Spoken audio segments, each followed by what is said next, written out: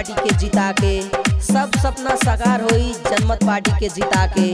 और नौकरी खातिर केहू न तरसी हॉर्न पे मोहर लगा के। देशवा मधेश सबके रही जिंदाबाद, आवे नहीं